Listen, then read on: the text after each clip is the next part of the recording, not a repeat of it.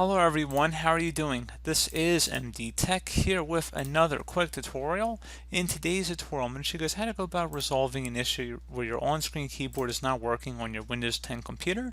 So this could be a frustrating issue, and in today's tutorial, I'm going to show you guys how to hopefully resolve it without too much of a hassle. And we're going to go ahead and jump straight into it. And we're going to start off by opening up the Start menu. Type in Services. Best result should come back with Services. Go ahead and open that up. Locate the Touch Keyboard and Handwriting Panel service.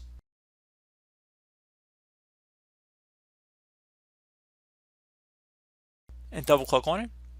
Set startup type to automatic and then select apply and OK. If service status was also stopped, you want to go ahead and start it as well.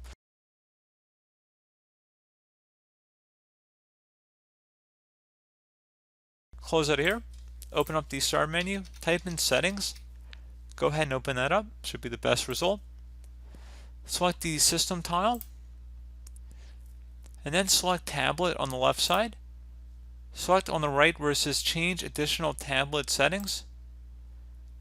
And then go down on this page where it says Show the Touch Keyboard when there's no keyboard attached. Toggle this to the on position if you want to do that, which is probably what's going to resolve the problem for most of you guys. Otherwise, you could just turn it off. So again, pretty straightforward process here, guys. I do hope that I was able to help you out, and I do look forward to catching you all in the next tutorial. Goodbye.